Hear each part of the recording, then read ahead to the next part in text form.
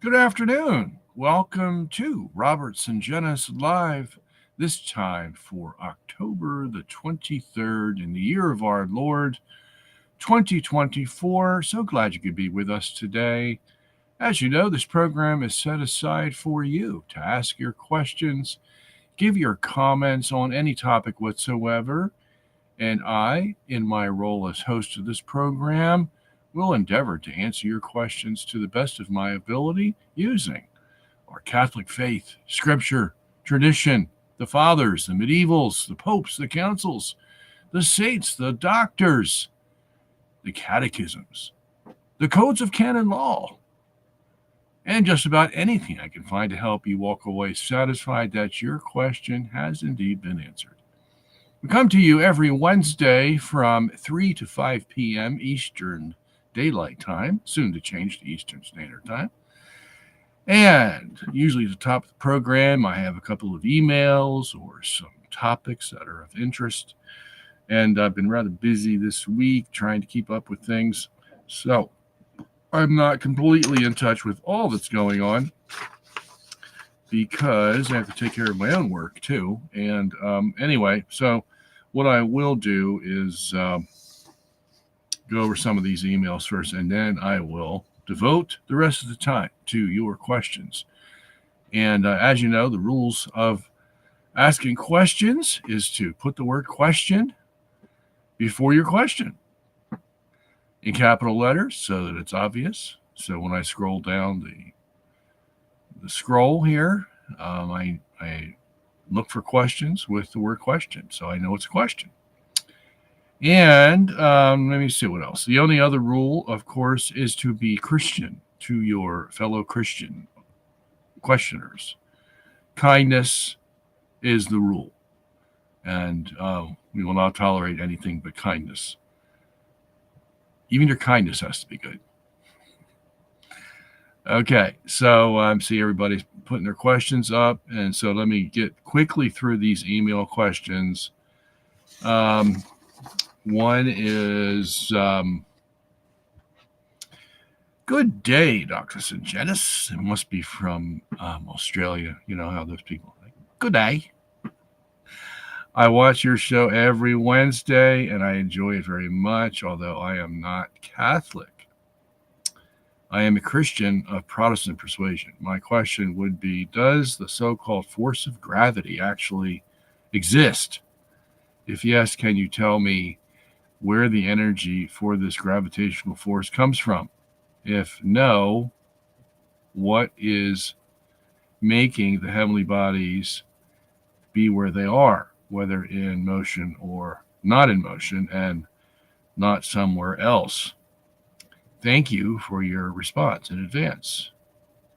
Okay, so I'll try to handle. This can get pretty complicated. Science questions can get pretty complicated. So I'll try to buzz through this as fast as I can, but answer the question. And I already answered it for him because I wrote back to him this morning. So, Paul, if you're watching, look for your answer in your email box. And it took me about 3 weeks to do that, but I finally got to it. So, I have a book out called A Googleplex of Tiny Black Holes. And the subtitle is The Nature of Gravity, the Speed of Light, and Inertia, I think. And there I explain what my own theory of gravity is. Okay. Now, the reason I have a theory of gravity, that is how it works, is because nobody's figured it out yet. Okay. So I'm entitled to give my opinion on what it is because hardly anybody has given a reason for why gravity does what it does, much less prove it. Okay. So I'm in that band of people who throw in their towel or is that the way you do it? Throw in your ring into the batch and give my proposal. My proposal is very simple. It is that I have often preached this little dictum called nothing does not exist. Okay, so if you look out in outer space, you see what appears to be empty space. Okay, like there's space between the Earth and the Moon, space between Earth and Mars, space between the Sun and the Earth, so on and so on. We call it space, and we intuitively think of it as empty. But is that true? No, it's not true. Why? Because nothing cannot exist. You can't say there's nothing there, because the very definition of nothing means that there's nothing there. So if there's nothing there, then you can't think of it as a thing you could call, space. I know it sounds a little complicated, but that's the truth. Okay? Nothing does not exist. So what does that mean? It has to be a something. If it's not a nothing, it has to be a something. So there's something between the sun and the earth, between the earth and the moon. We call it space. Okay, so what? It's something. And that means it has to be material, physical. Okay? Can't be ethereal, can't be spiritual, although we know that there are spirits. Of course, that's a whole other question, whether spirits can occupy space. Because we don't even know what spirits are. And we say God is a spirit, and those who worship him must worship him in spirit and truth. What does all that mean anyway? Well, what does it mean that God's a spirit? What is a spirit? What's the Holy Spirit? I mean, think about it. If it's not physical, then what is it? Well, it's a something, okay? They're just not in our physical world, or they can make themselves appear in our physical world, that's for sure. And, of course, that's a whole big subject, but we're trying to understand gravity. So let's pursue that and not get all tangled up with these other questions. If there's a something out there, then it's going to have to be the smallest divisible thing or entity that is in nature. Why? Because if it's not, then something's going to be smaller than it, right? Yeah. So it has to be the very smallest particulate entity that is possible in our natural physical world. And quantum mechanics believes that they have found that dimension. And it's very small. It's so small that you can't even think about it. 10 to the minus 35 meters. Okay. Do you know how small that is? It's incomprehensible to us.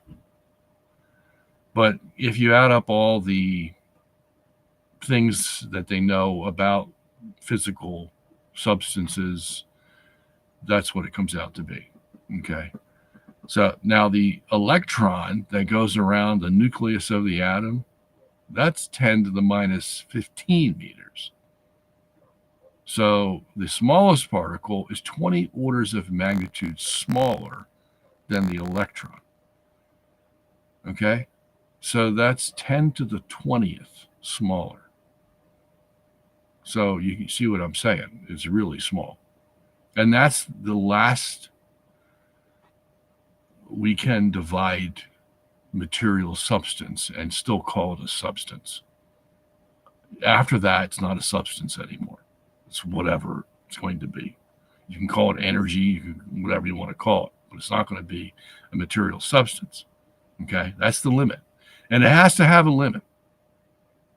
Why? Because matter is not infinite. Can't be infinite. Either the largeness or the smallness can't be infinite. It has to stop at some point. That's what matter is. And so if it does, then what's the limit? Well, that's what we think it is. Now, it could be smaller. Somebody may come along someday and say, well, now it's actually 10 to the minus 45 instead of 10 to the minus 35. That could happen. But we're going to take what we got right now and say that's the limit.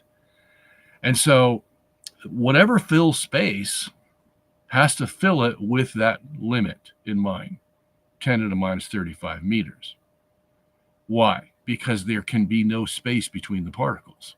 Okay, that's pretty obvious. If that's the limit, then there can't be any more space between the particles.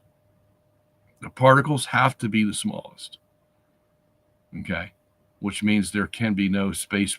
If you think of them as little spheres, there can't be any space between those spheres, between two what we call Planck particles. Can't be any space between them. Okay, so when we say space, we're saying they're the smallest particles that exist.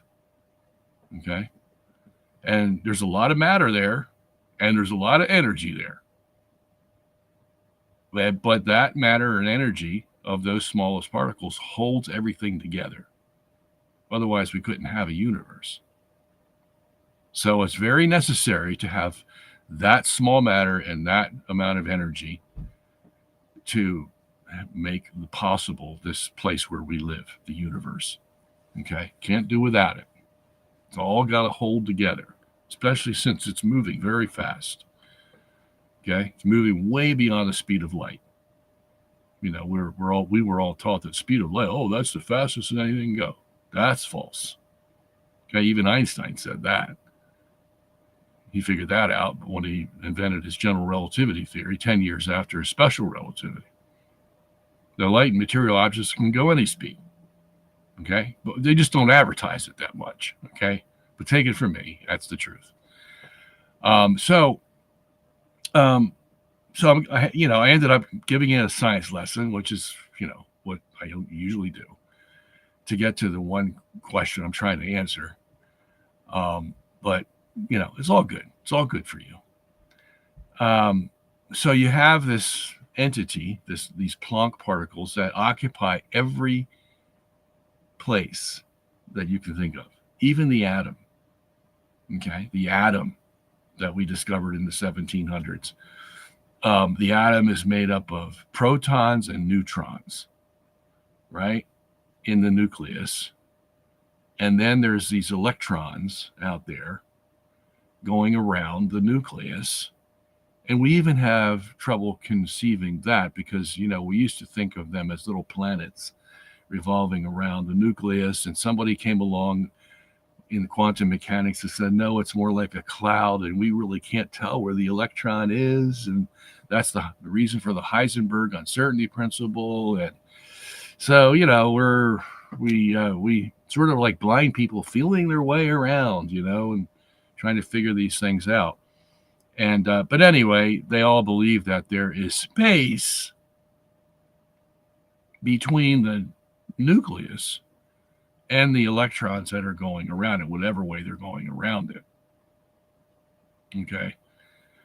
And 99% of the space of the atom is comprised of the distance between the nucleus and the electrons. 99% is what we would normally call empty space. And they've proven this. Rutherford shot beta particles through thin plates of gold, and sometimes the beta particles were helium atoms, and sometimes they would hit the nucleus and bounce off and go 90 degrees. And at other times, and most of the time, it'd go right through the gold atom, which meant what? It meant that the atom of gold that they used was mostly empty space. And yet this gold atom has what? 79 protons, I think 110 neutrons, and 79 electrons. But most of it's empty space. So whoever put this together knew what he was doing. That's what we can get from this. That's what always astounds me, how a scientist can look at this stuff and just go, ho hum, yeah, 79 electrons, 79 protons, and let's move on to the next thing. Instead of just like sitting there in awe, like who could put this together and make it work? And that's God, of course. Okay. So that's why I like science so much, because it's just like, who could put this together? I know when I put things together, I could hardly make them work. And sometimes I get lucky. But I mean, this is just like, And then you take one electron away and one proton, and you get what? You get platinum. And if you add one electron and one proton, you get what? You get mercury. It's like, who could conceive of this? You know? So that's why I get so intrigued about it. At any rate, most of the atom is empty space, but it can't be. Why? Because nothing can't exist. Okay? You can't say there's nothing between the protons and the electrons. It's got to be something. And what is that? Well, we think we know what it is now. It's the Planck particles that fill every place in the universe.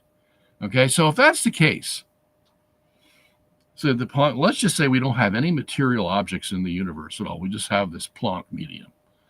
Okay, at 10 to the minus 35 meters of distance between the particles, which is nothing.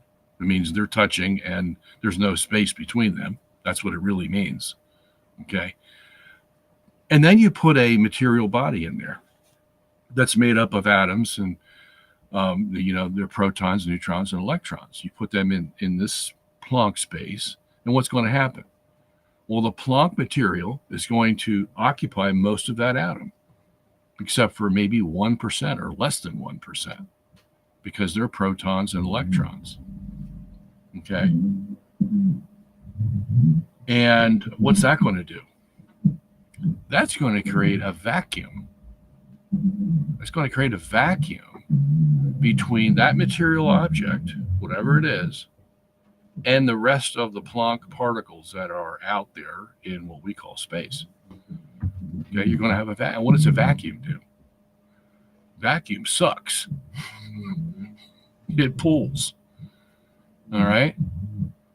So if you have the Earth, let's say, that's in this space, and most of the Earth is filled with these Planck particles, what are you going to have? You're going to have a vacuum of Planck particles in the Earth, because the matter of the Earth, the atoms and the molecules, whatever, they take up space.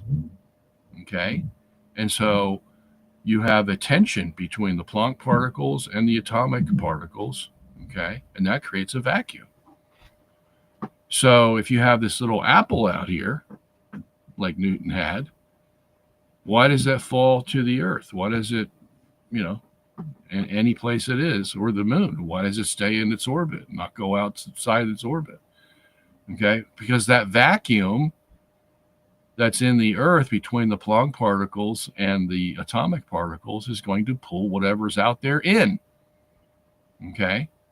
Because what's happening? Well, the Planck medium is trying to reach equilibrium so that there's no vacuum, and it can't do it.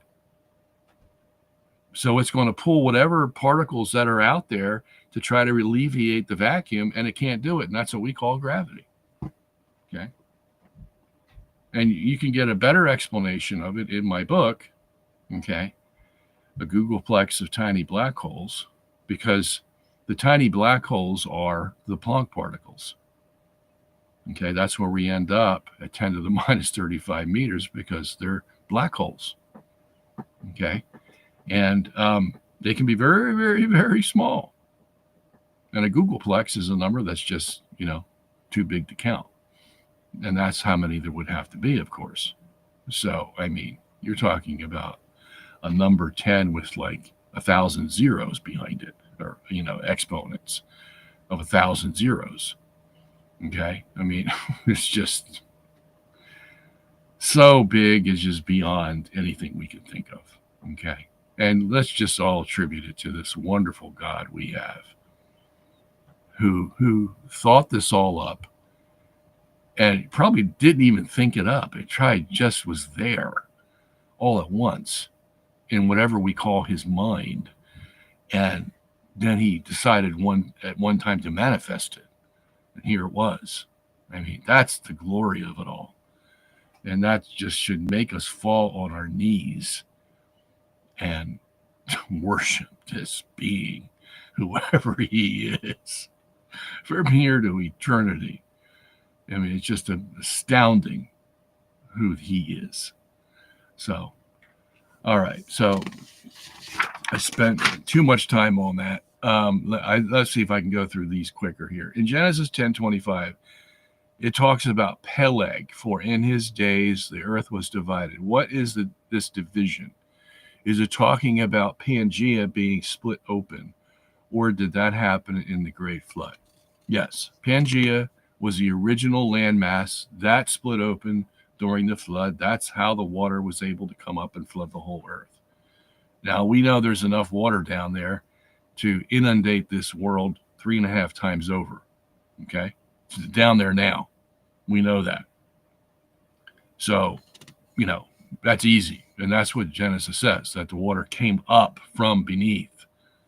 And we could see, why could it rain for 40 days and 40 nights? Well, because most of the water came from underneath and shot up, probably in these, mile or two, and made these clouds of water that just kept pouring it back down on the earth, you see, for 40 days and 40 nights. Now, Peleg's talking about the division that occurred at the Tower of Babel, okay, where the men's languages were confused. Remember, they tried to make a tower to reach heaven, and to stop them, God confused their languages, and they couldn't understand one another, and thus they split off into groups that had the same language. And that's the division that they're talking about in Peleg's day. Okay. Would it be possible to do the Michelson-Morley experiment on the moon or perhaps Mars and prove their movement in the ether? I'd be worried that a body so close to Earth wouldn't show the variation. No, it would show the variation. But the problem would be on a remote place like the moon or Mars.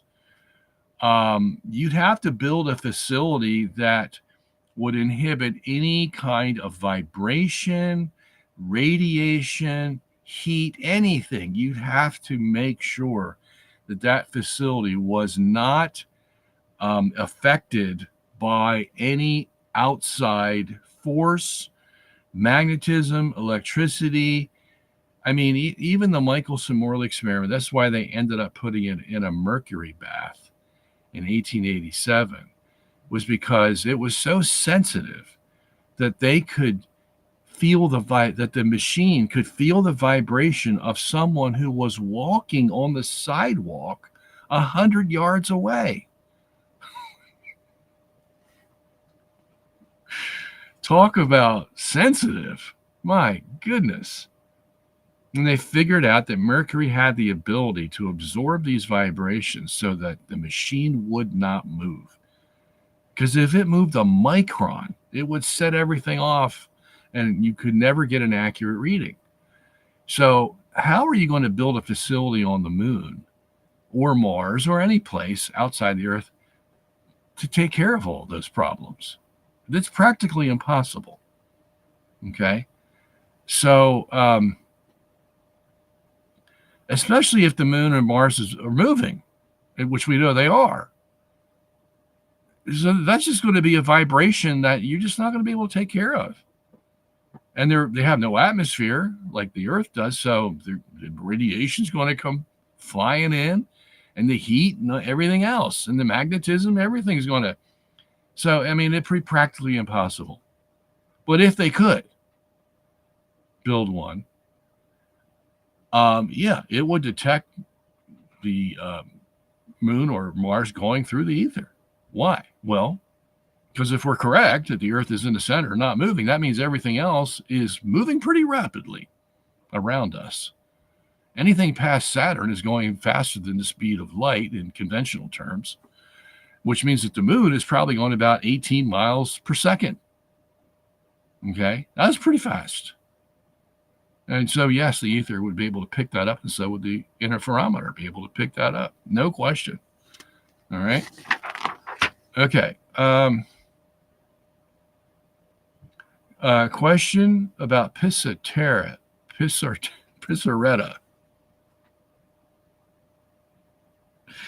Or Picaretta, whatever. Apparently, This is a apparition where, let me just make sure I read this correctly here. An apparition, Picaretta or Pisaretta, or however her name is spelled, and a divine will movement. Is it a cult? Would it be classified as a false apparition? Are there any former adherents among the clergy, that is to say, priests who followed and even promoted it, but who now denounce it? Just because the jury is still out, awaiting some sort of judgment from Rome, a priest told me, can the ordinary faithful just use common sense to say this is just plain old wacky and conflicts with the basic tenets of our faith? A new revelation, when we've always been taught that all revelation ended with the death of the last apostle, seems to be self-condemning of this movement. Yes, Craig, I would agree. Okay, do not touch this with a 10-foot pole, a 100-foot pole, 1,000-foot pole. Just like somebody asked me about Mudjaguri last week. You don't want to touch that either. Okay, you're just asking for trouble. If you get involved with these so-called apparitions, you're going to get in big trouble. And yes, you can go way ahead of the church and say, I want nothing to do with this.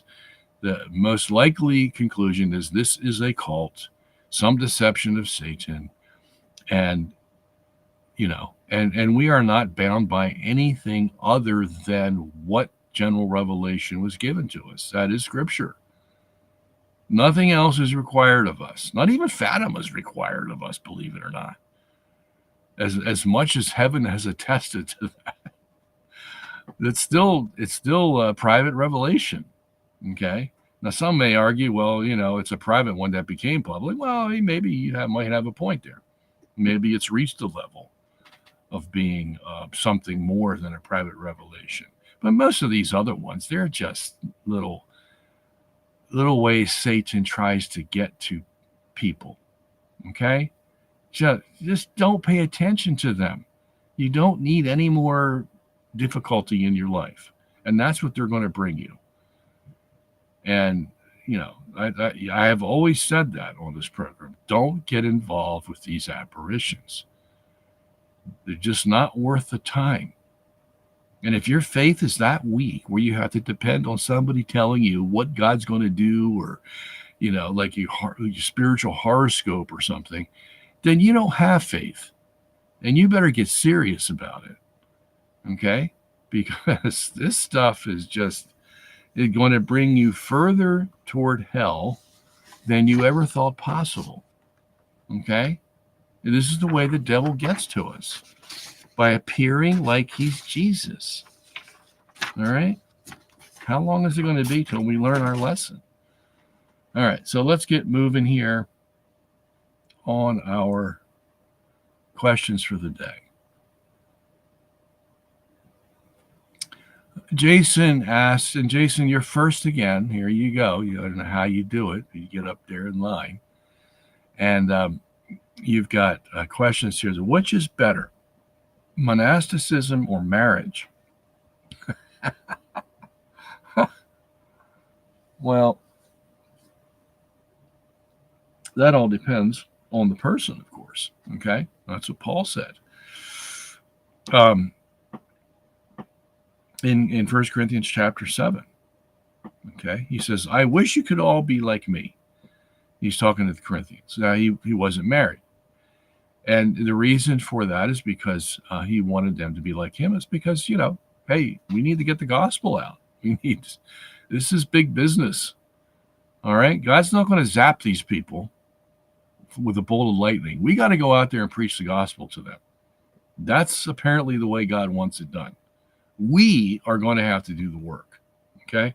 So if that's the case, then, it'd be good if I had a lot of men and women who were not preoccupied with their spouse and children and could go out there and help me. I've got a big world out there.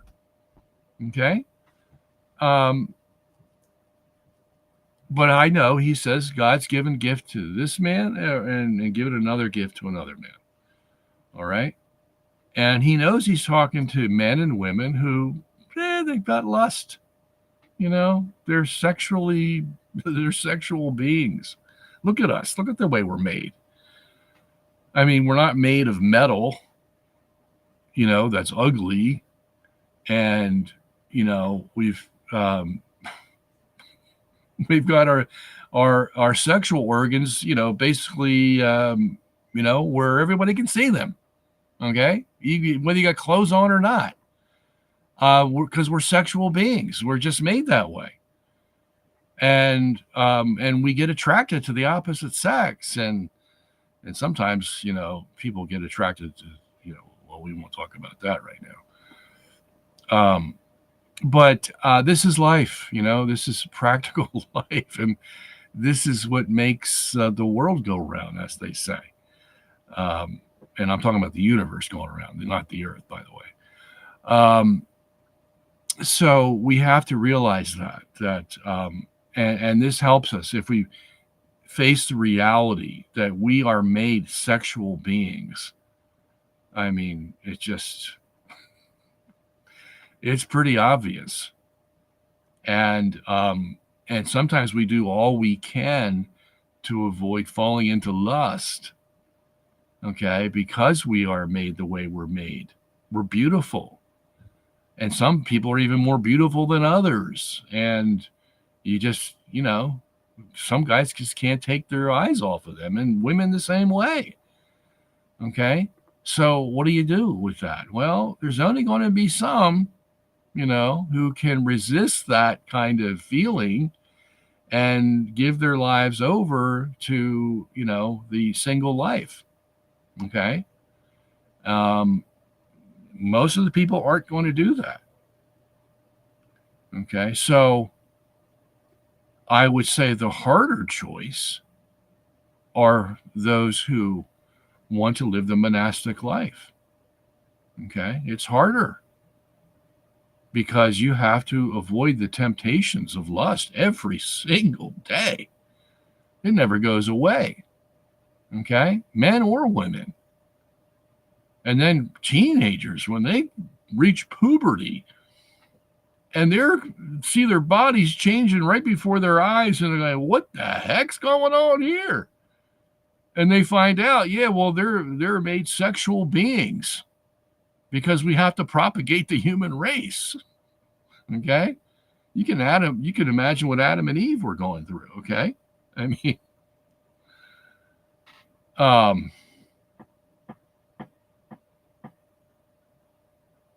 yeah. So it's definitely the harder choice. Except when you get married, as Jesus said to the apostles, actually the apostles said to Jesus, because they thought that they could divorce their wives, at any time. Let's say, their wife did something wrong, or they got tired of them, or they fell in love with somebody else, or whatever, the reason why they wanted to terminate their marriage.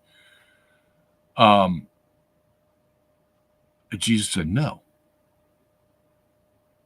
you're not allowed. Once you get married, it's for life.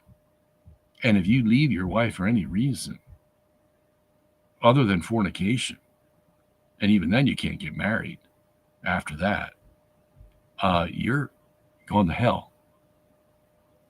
Okay? So you better, once you decide to get married, whether it's for lustful reasons or for, more honorable reasons, fact is you're married. And you better remain that way. Okay? And the disciples or the apostles said, well, Jesus, if it's that way, it's good for a man not to get married. Because, is that for life? And you mean like till I'm 80, 90 years old?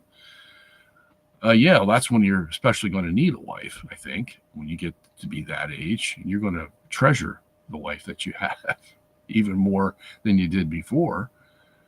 Because she's going to be taking care of you, okay? Because she's probably going to live longer than you. And you're going to be very fortunate to have her there. which is usually what happens in most cases. At any rate, they said, well, who can get married? And Jesus says, well, for those who get married, God has given that opportunity with those gifts to maintain when they get married. So it's not for everybody. So if you think there's going to be some possibility where you can't be faithful to your spouse, you better not get married. Okay? Because these rules are strict. Okay? This is not a game we're playing. This is not high school where you can have a lover and then, dump them 3 weeks later for somebody else. This is not high school. This is real life. And you want to know the rules of real life? Here they are. This is forever until you die. Okay? So even though marriage would be the easier choice, you're going to find out that it's actually the harder choice once you've been a few years into your marriage. Yeah.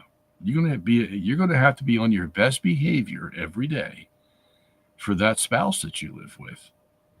Think about that. And no excuses. No excuses for bad behavior. So you better watch your moods. You better watch how you say things. You better watch how you spend your money. You got to watch a lot of things because there's always someone there watching over, making sure you do it right. And if you don't, they're going to be complaining about it. Okay? Can you live with that for the rest of your life? Okay? If you can, if you have enough love for this person that can overcome any of those little prickly things that are going to happen, called as Paul calls them, the sins of the flesh, or the flesh, raising its ugly head. If you can do that, well, great. Okay? You're going to have to do it until the day you die, or they die, she dies, or he dies. So, it can be very hard. Whereas the monastic life, look, if you're constantly filled with searching for God, because that's never going to end. Every day you live, you're going to find out something new about this God. You will never plumb the depths of him. And every day becomes a joyous occasion because it's like, what am I going to learn today about this wonderful God who's made me? Woo! What a great life. Now, you may get lonely, okay? And you're not going to have kids coming over for Christmas and, all that kind of stuff that families enjoy one with another, okay? But,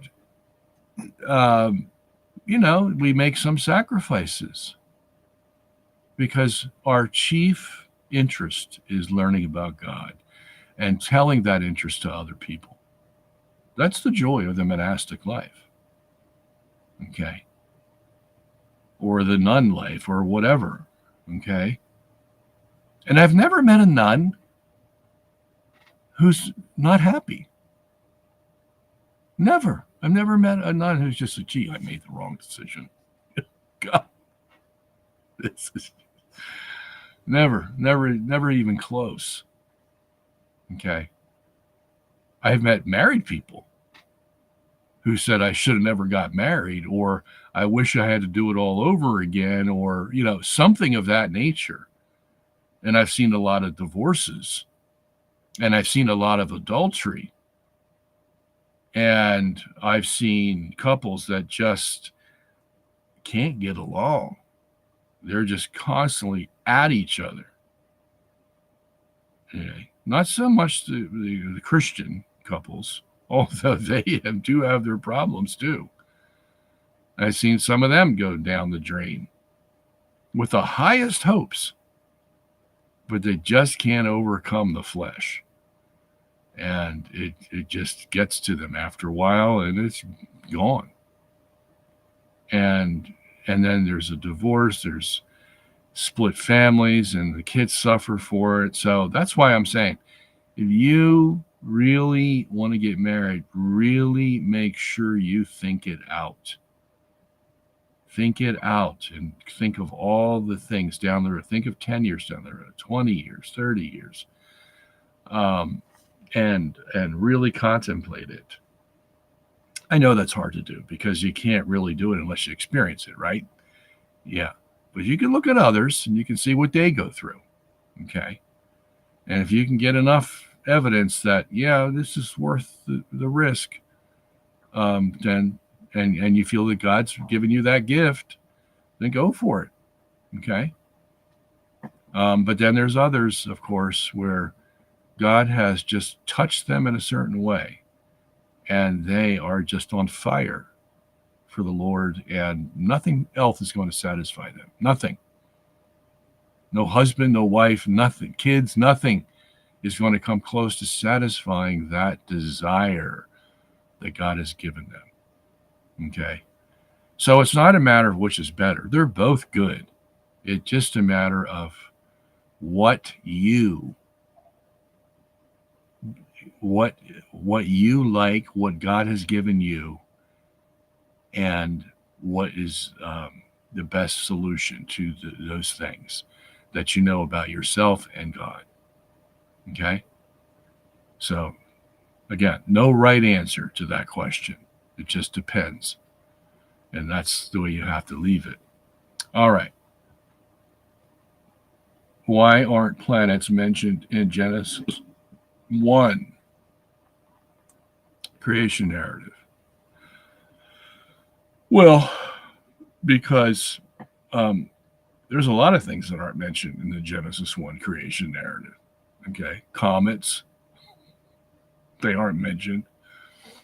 Asteroids, they aren't mentioned. Supernovas, galaxies, quasars. These are all different things, okay, that we have discovered.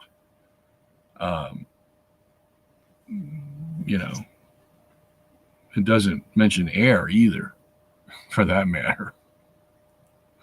I was reading something about in Thomas Aquinas the other day, where he was complaining that not complaining, he was just mentioning that the philosophers of his day believed that water from Genesis 1 was infinite. The water was infinite. And he's going all through it and showing, why they thought that. And he says, and by the way, Scripture in Genesis 1 mentions, it mentions light, earth, which is, dirt, and water, but it doesn't mention air. And the 4 Aristotelian elements are, water, fire, air, and land. Okay. And we assume the light there would be fire, just like the stars are made of fire. So the light in Genesis 1, verse 3 would be fire. But there's no air mentioned. Okay. And someone could conclude, well, is there air? And Thomas is going through all the reasons why Moses didn't mention the air specifically, but sort of implied it. Okay. Because of the darkness upon the face of the deep. So our minds would say, oh, there's a border between the deep, that's the water, and what's above it that carries the light. It's either darkness or light. So what's carrying the light? Well, it's got to be something. Okay. And he says that's intuitively how we get to the air. But the fact is, it doesn't mention air specifically. So there's a lot of things that Genesis 1 doesn't mention. And this is and what is it doing by eliminating those things? It's teaching us a lesson. about how we interpret Genesis 1. Because obviously God had a certain amount of words that he was going to use to describe the creation. I mean, if you think about it, the creation is so complex. He could have gone on for chapters and books explaining the creation. But he did it basically in one page. Because Genesis 1 in most Bibles takes up a page, maybe a page and a half. And that's it. Maybe it's got, I don't know, 750 words, 1,000 words. And that's all he attributed to the creation.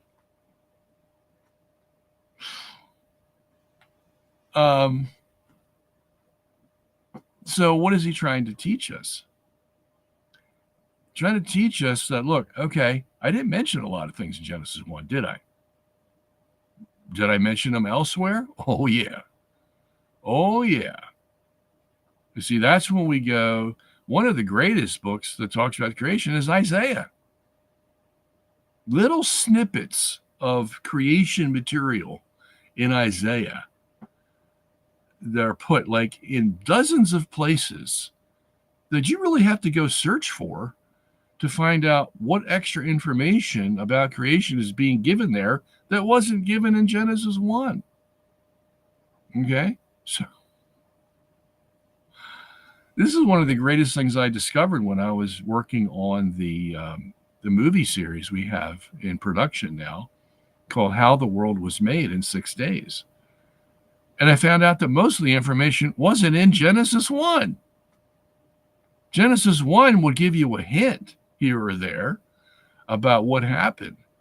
But then to really get down to brass tacks and figure out what actually did happen, you'd have to go to the Psalms, Isaiah, Ecclesiastes, sometimes Proverbs. Jeremiah even has some stuff. Job has a tremendous amount of stuff.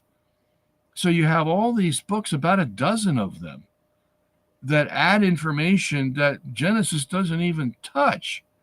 And you really can't know what happened in Genesis 1 unless you consult these other passages. And you have to go into reading the actual Hebrew of these passages, especially Isaiah, to know what he is talking about. Because the English sometimes just doesn't get the full picture. And so no surprise that Genesis 1 doesn't talk about planets, because Genesis 1 doesn't talk about a lot of things out in the cosmos. Okay? So this is why we have to piece it together very critically and very gently with all that Scripture says. And some of it actually is in the New Testament too. Not very much, but some. And we piece it all together with all these passages. And then we find out the true story. Okay? All right. Why did the chair of Moses have no further successor after Joshua? Having no supreme judge made possible a hypocritical interpretation of the Mosaic law condemned by Christ.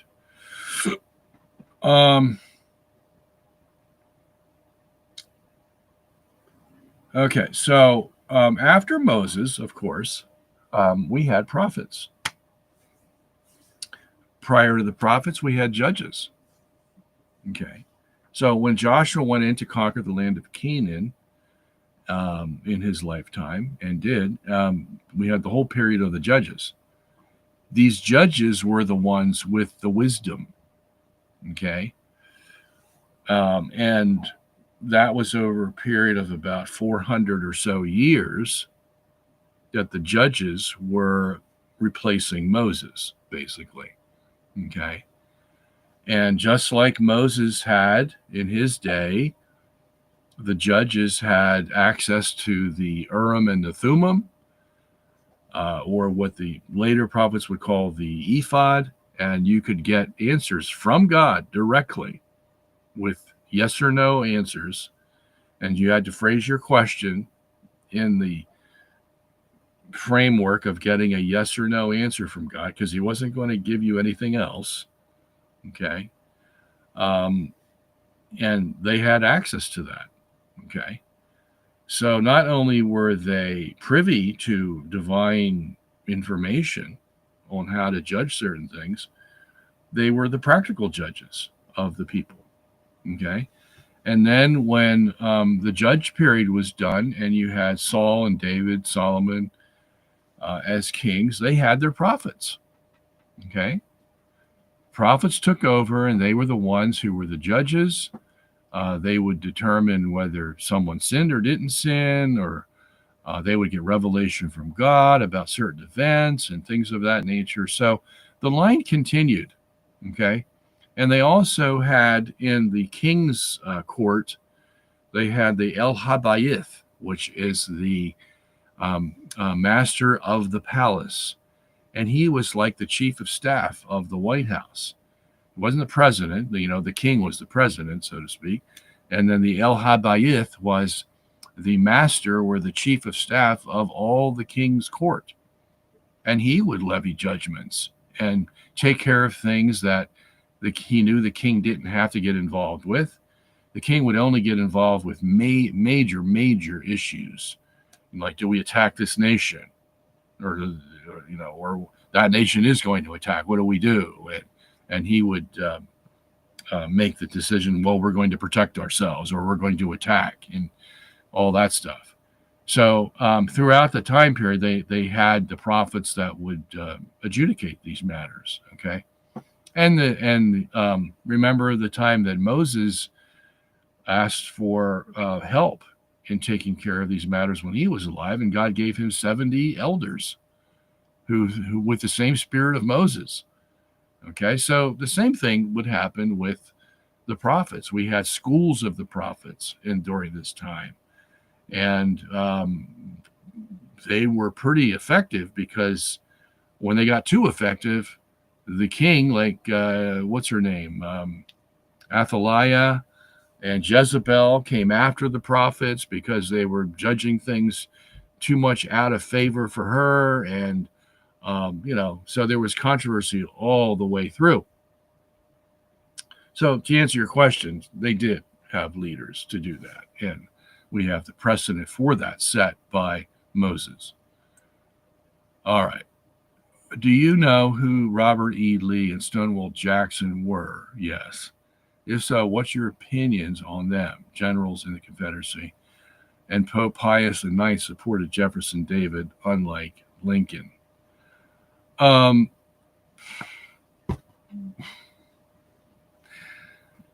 I hesitate to get into Civil War politics. Okay. Because that is a very confusing time in American history. I'm sure Robert E. Lee had his,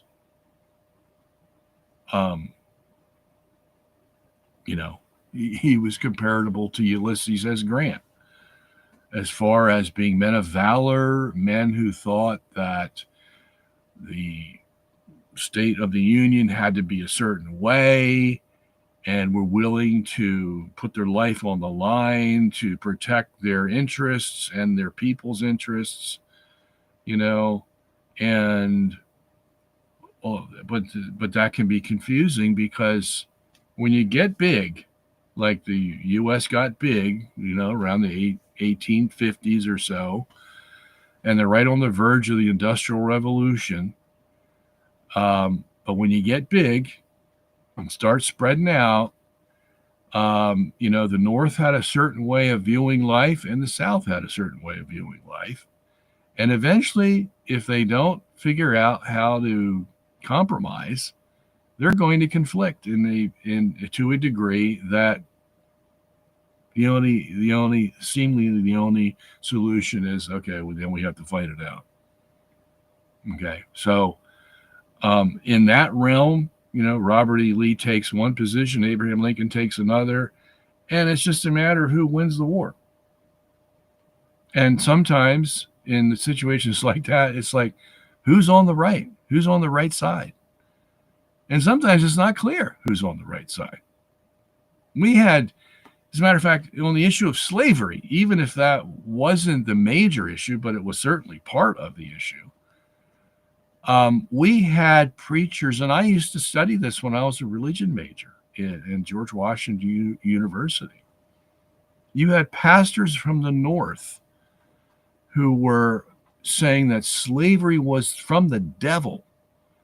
And you had pastors from the South, Baptists, Methodists, you name it, Unitarians. Well, Unitarians were usually in the North, but a lot of Baptists in the South, Southern Baptists, that's where they all come from. We're saying, no, slavery is from God. Look, the Bible even talks about slavery. There were slaves in the Old Testament that God said it was okay to have. And these pastors went back and forth preaching sermons against one another about whether slavery, whether you have the modified form or the full form, and they used to debate about that too, was legit or not, from God or not. So you had a country just divided on a very, what they would call moral issue, and nobody knew what the answer was.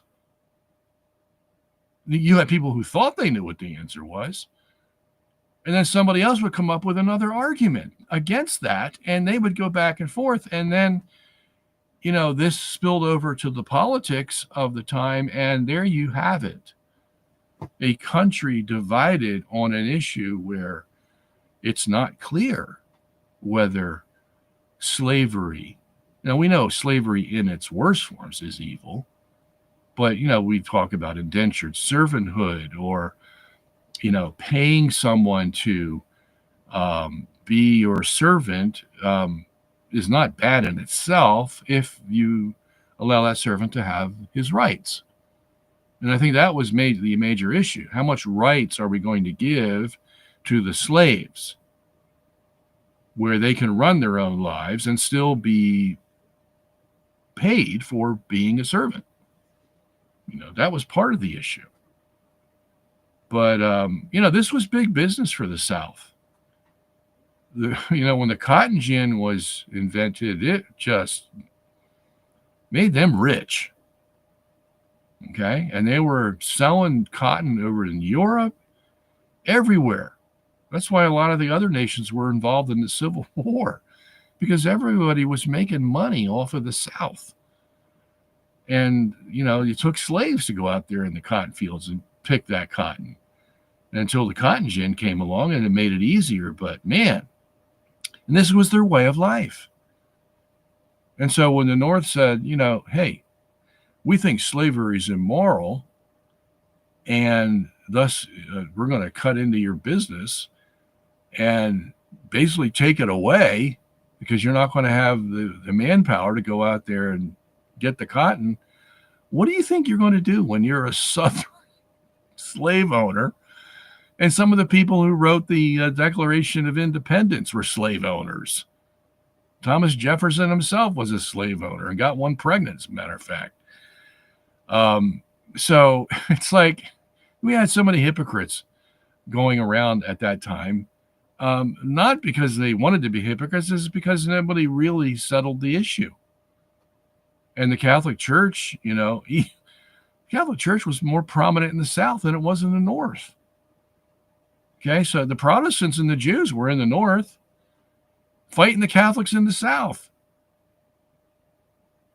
So where do you think the Catholic Church was on this issue? They were betwixt and between also, because the Pope from Italy, would give a teaching or whatever, and it's just a matter of like, okay, how do we fit this into our lifestyle, kind of a thing. Not that he was going to make everything black and white, even though sometimes they tried, but even the church recognized that not all slavery, if it's understood as, giving the rights to the slave as any human being should, is okay, and still be paid as a servant of someone who's, a white slave owner, so to speak, from the South. Okay, so It was just one of those issues that came up. There were many other issues involved, and they all deal with money. Who's going to get the money? And it's similar to abortion today. Not that we would give any kind of moral rectitude to abortion in any form, okay, including rape and incest and the life of the mother, unless that is undeterminable. But it's like half the country's for it and half the country's not. And this is the issue, and it remains the issue. Do you think these women who are voting for Kamala Harris, a lot of them are Catholic, they're Catholic liberal women, it's all about abortion. My right to, terminate the life of whatever's growing inside of me, because they're not going to call it a baby. The more undefined they leave it, the better off it is for them. Okay? But here's an issue that's dividing the country right in half, and will continue until some resolution is reached. And the fight has just begun. All Trump did was put it to the states, and now we see just how divided those states really are. It didn't solve the problem. It just passed the buck. That's what it did. Okay. But this one's a little easier, and because it's a little easier to make the division between right and wrong, it may definitely lead to some kind of civil catastrophe that is going to come down the pike. I don't know. We may be able to live civilly without and put a lid on it for an extended period of time. But there's a lot of money in abortion also. $5,000 a shot. That's no chump change. And so whenever money is behind something, you can depend upon it. There's going to be a lot of people coming out of the woodwork to defend it, whether it's right or wrong. They don't care. They just want the money. That's why we had a big thing about tobacco in the United States. It took them a long time to put those little messages on cigarette packs. This can cause your death. It took them a long time. Why? Because there's a lot of money behind the tobacco industry. Okay? Or the pharmaceutical industry. We've got pills out there whose side effects are worse than the disease. No kidding. If you don't believe me, go listen to some of the commercials that are on that the pharmaceutical companies are required to tell you now, whereas they weren't required before. But now that they're required to give you the side effects, some of these side effects, and they can say it with a straight face, are death. You could die from taking this drug. But it might relieve your Crohn's disease.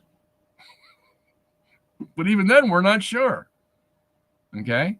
So a lot of money behind, much more money than there is behind the abortion industry.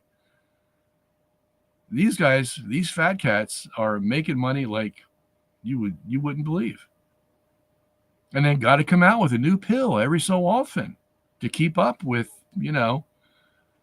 And now they've put the diseases in acronyms, CFD or DEF or ABC, or you have, all kinds of names they give to these diseases, and we've got the pill for it, you see, and with all the side effects. So, the average age of man has not increased a whole lot in the modern age. If anything, it's stayed level or decreased.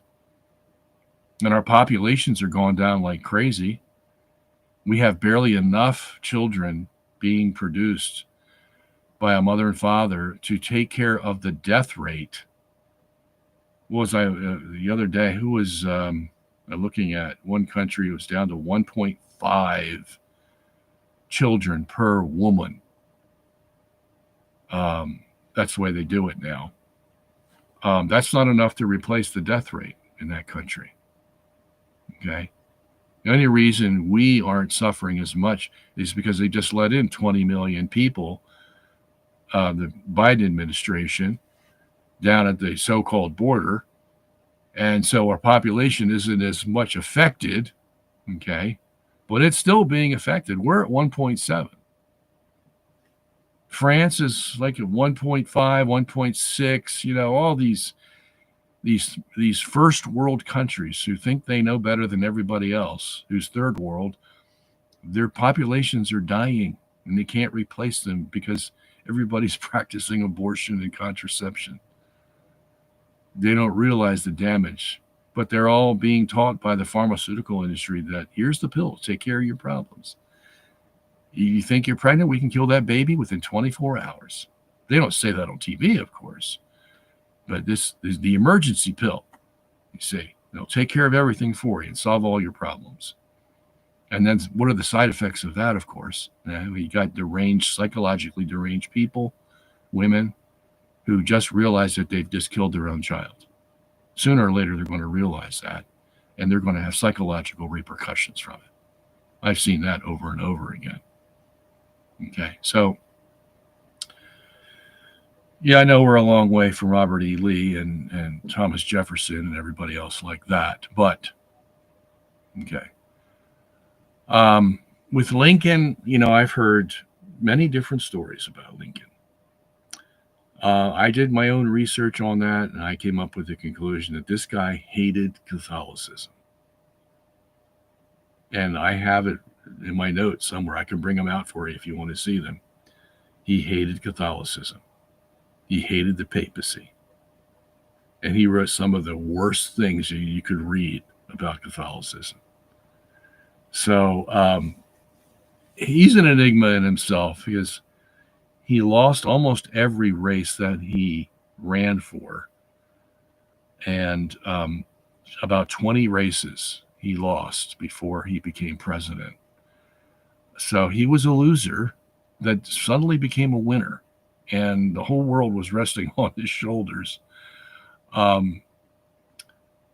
that's one thing I found out about him. Hated Catholicism and the papacy, which is the whole reason why these guys came over in the first place, okay, to get away from the papacy, who basically ran Europe. But things were changing. I mean, the papacy was becoming weak itself. It lost the papal states in the 1800s, and it was fast just becoming a spiritual entity, whereas before it was a monarchy, a throne that controlled a lot of land. Okay, so it changed, and it's barely surviving, but even in the spiritual sense. So let me go on because I could go on forever on these guys, but those are my thoughts. Do you have any research study material on carbon dating, if it's accurate or not? I'm a novice on the subject. Yeah, I have material on carbon dating, and I was friends with a paleontologist who recently died a couple of years ago, and he gave me all his notes on carbon dating and radiometry, because he used to do carbon dating in the field and has all kinds of data about carbon dating that I haven't even collated it yet. He just dumped it all on me and said, "You're the guy I want to have this." And so I've got it, and I still have to go through it. But he would have experiences like, for example, the gal who claimed that she she actually did find red blood cells, blood vessels, and collagen in a dinosaur bone, a T-Rex dinosaur bone that's supposed to be 65 million years old, according to the evolutionists. Okay. So she and everybody else around her knows that you shouldn't be finding organic tissue in a T-Rex bone. Because within what, 1,000 years, if that, the organic tissue is all going to dissolve. It's not going to be there. Okay? So, how are you going to find, even if you had no oxygen there, it'd still deteriorate. It's just going to do it faster if you have oxygen there. Okay? So, what kind of mechanism could be involved here? And so, as soon as my friend found out about it, it's like, and the thing about it was these people, I think it was it University of Arizona, was it? Or Colorado. I forget which university she was from. Her name is Mary Schweitzer. She wrote an article for Scientific American in December issue of 2010 on her findings. What they found a dinosaur femur bone sticking out of a hillside or mountainside, one or the other. And they wanted to get it out, of course, take it home and do analysis on it. And in the process of trying to get it out, they broke it. It broke in two. And when it breaks in two, obviously you can see what's inside. And whatever a bone has inside, they would find it. And in addition to everything else that was there, they found red blood cells and vessels and collagen. So they get the bone, whatever they could preserve of it, and bring it back to the lab. And she's looking at it under the microscope, and she finds this organic tissue. And she calls her boss in, whose name is Jack Horner, believe it or not. And I made up a poem about Jack Horner as he sat in his corner eating his tissue and whatever. And Mary said, here, it looks like we've got organic tissue in this dinosaur bone. And Jack comes over to the microscope. This is how she describes it in her article. He looks through the lens of the microscope and says, you know. And he looks at her and he says, okay, it's your job to tell me they're not.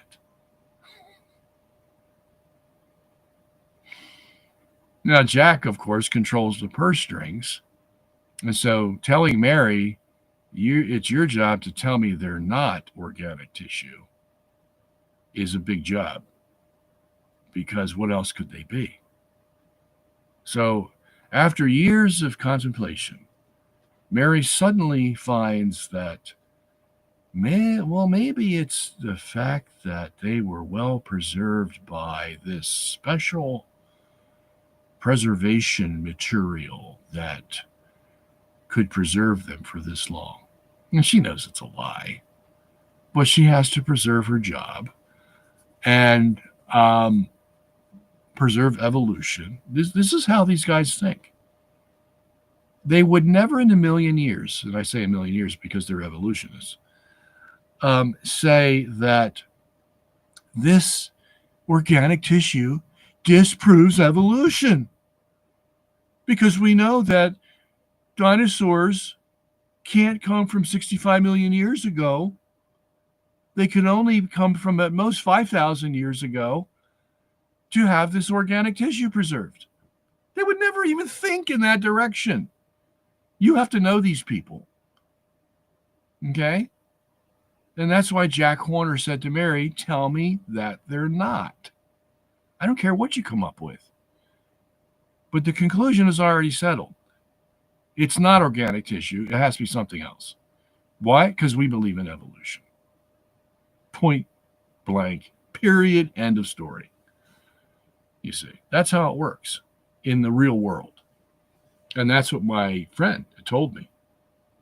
Because he wrote to Mary Schweitzer and said, Mary, hi, fellow paleontologist here. Here's what I suggest. Let's do a C14 test. on the dinosaur bone that you got from this mountainside. And guess what Mary said? Not in a million years. So here you have this bone's never been done on a carbon 14 test, which would easily tell you, because C14 only goes out to 50, at most 100,000 years, whether this bone is even in the realm or not. Because if it comes back and it says, yeah, the C14 test shows that this bone is about 50,000 years old. Okay. Yeah, we're a little ways from 65 million, aren't we? So no wonder they don't do C14 tests on these. So this is the kind of world we live in. So yeah, it's all about whether God exists or not. Because if these evolutionists ever have to admit that evolution isn't true and that we didn't get here by time and chance and matter creating itself, then they'd all have to be worshiping at the feet of God. And that's what they don't want. Because they all live immoral lives. These scientists, oh my God, these guys are leches, most of them. All the big scientists that we know, Newton, Einstein, Carl Sagan, or who, I mean, the immorality that came from these people, Copernicus, Galileo, you name it.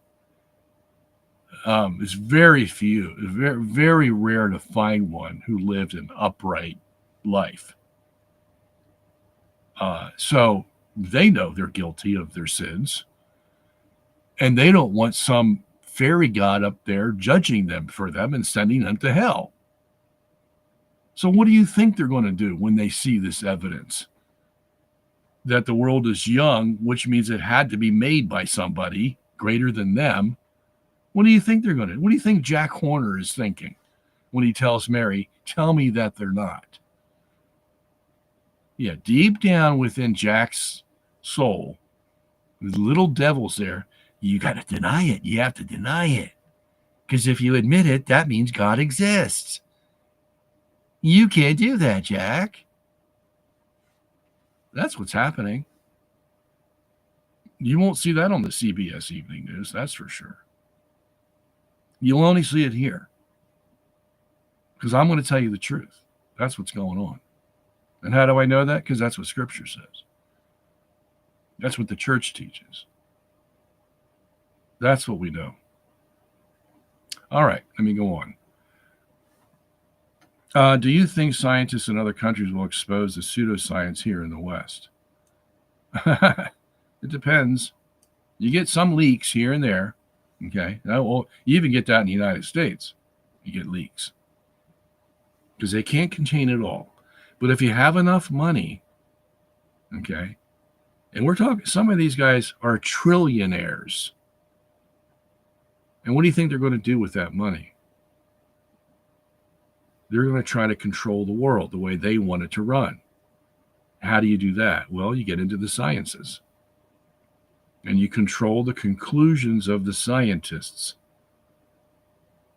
And if the conclusion has to be B, and their evidence comes up with A, what do you think the reality is at the end of the story? They're going to be teaching B. Okay. Unless they have enough money or can get enough backing to go preach position A.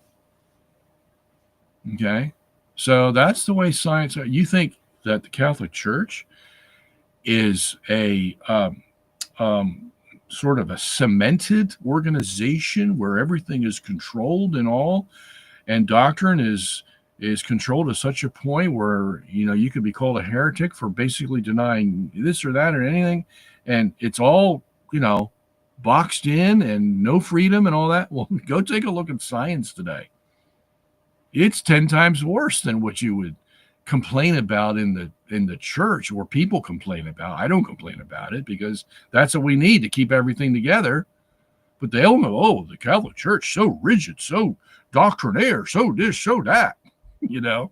But that's what you need, because these fools out there, at the first chance they have, they'll ruin it. Oh, you see. That's why the church has to be strict and rigid. But science, wow, talk about rigidity. These guys, they have to be dogmatic, because they have to be just as dogmatic to deny God's existence as the church does to promote God's existence. That's the war that's going on today. Okay? So, does Jesus have a guardian angel since he has a soul? No. The definition of having a guardian angel is not because you have a soul. Okay. Question 2. I asked, if we are to be pro-life, would we also have to be against animal killing, so we couldn't be able to eat meat? Because pro-abortion people argue that we are inconsistent. I think I already answered this. Okay. You have to make a distinction between human life and animal life. Animal life does not have a soul that goes on into eternity. Human life does. That's why it is protected. Okay?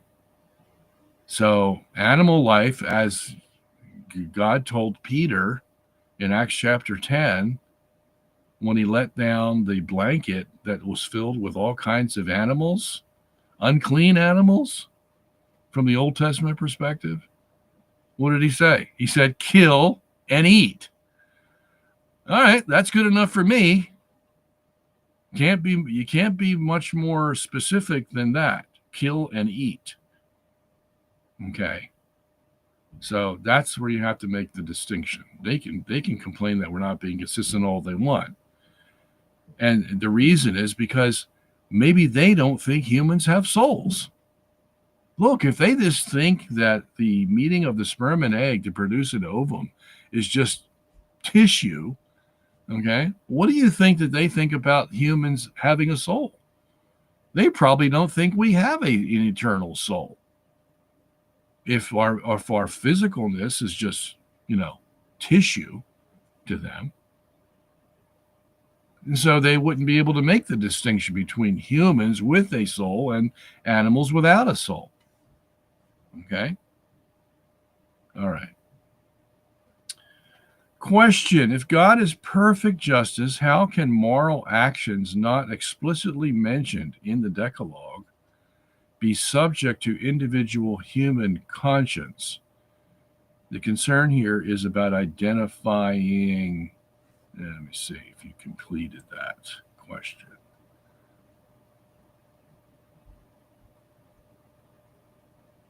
I don't see it.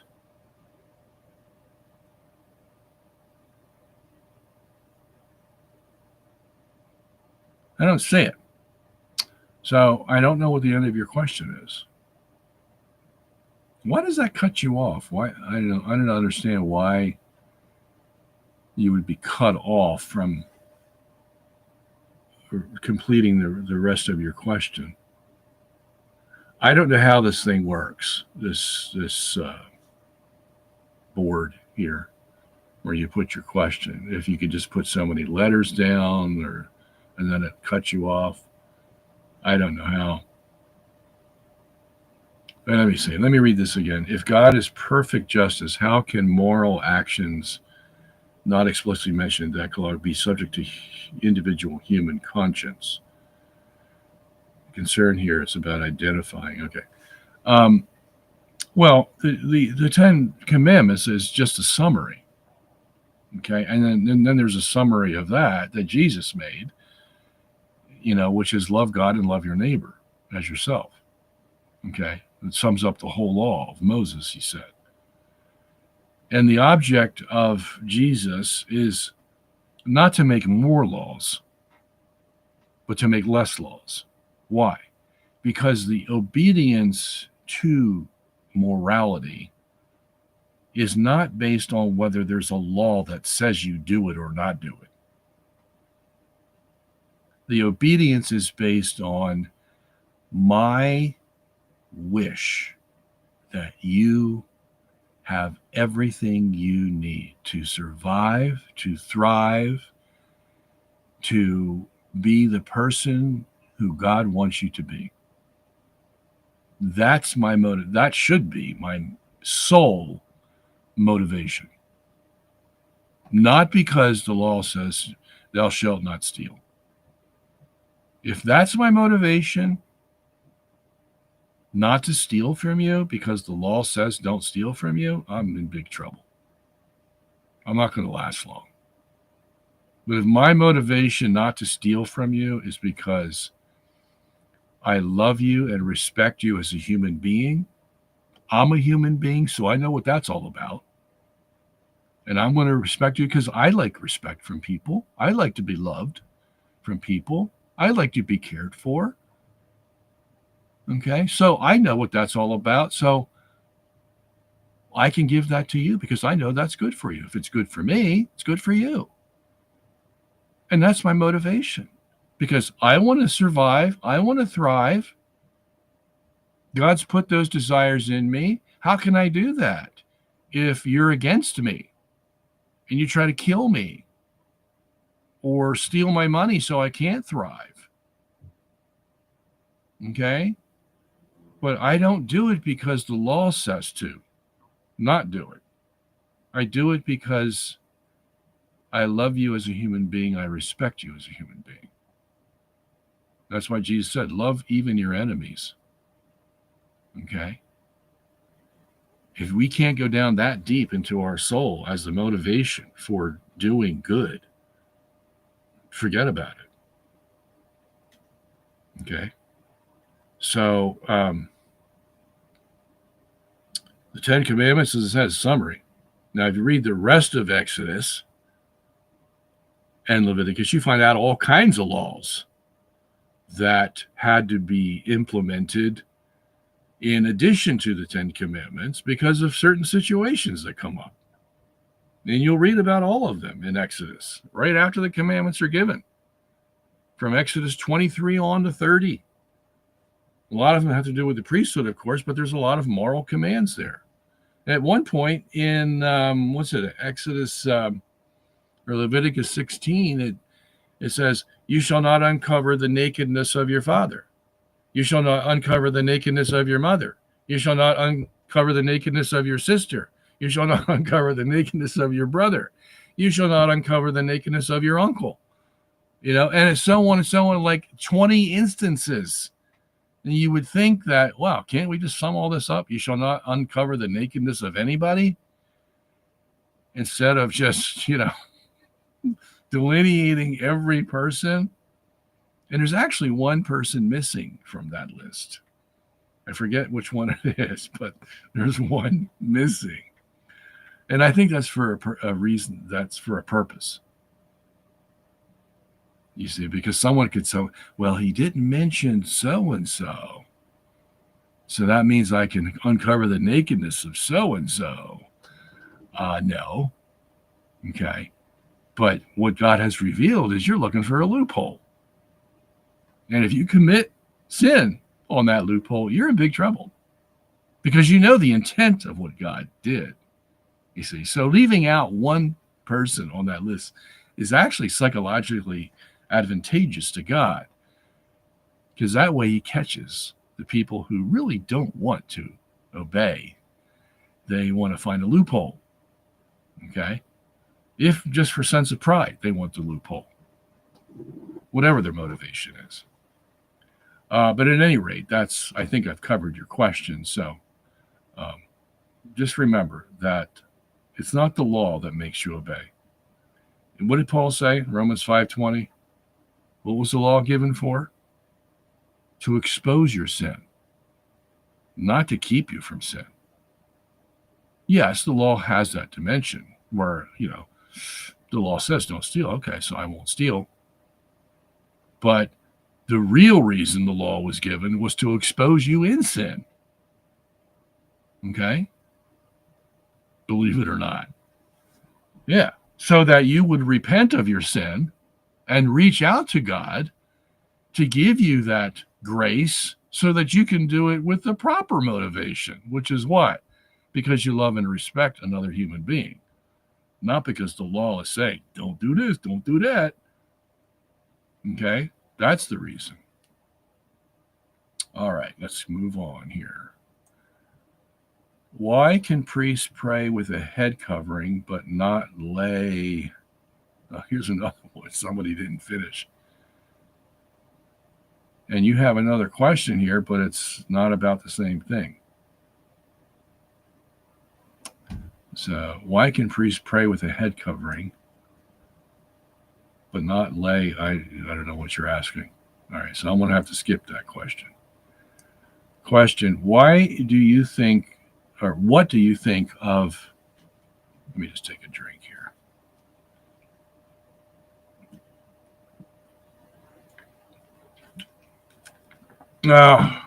Excuse me. What do you think of exegesis from the Syriac Aramaic translation of the scriptures, the Peshitta? It can illuminate our Lord's words, reading them in the language he spoke. Well, here's the thing, is we don't know what language Jesus spoke in. Okay? We think he spoke in Aramaic, but that's not a proven reality. Okay? Jesus could very well have spoken Greek. Greek was the universal language of the early medieval world, and prior to that. Okay, the Greeks ruled the world from 300 BC all the way through, and Latin came from Greek. Okay, so Greek was the universal language, not Aramaic. Aramaic was a diluted form of Hebrew. And though, any Jew would probably understand Aramaic as he understood Hebrew, the fact is, if you were going to survive in that world, you had to know Greek. Okay? And if for all business purposes, you had to know Greek. Because that's what the world spoke. So we don't know that Jesus spoke in Aramaic. There are some phrases in the New Testament in Aramaic, like Talitha Kum, when Jesus said to the little girl, rise up. But they're very rare.